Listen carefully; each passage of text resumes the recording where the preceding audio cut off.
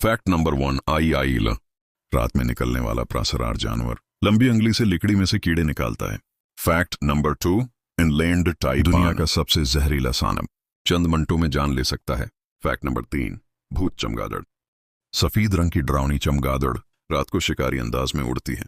Fact number 4, डम्बू octopus, समंदर की गहराइयों में पाया जाने वाला नायाब और अजीब ऑक्टोपस। फैक्ट नंबर 5, सफेद शेर, नायाब जीनियाती तब्दीली से पैदा होने वाला शानदार और खतरनाक शिकारी।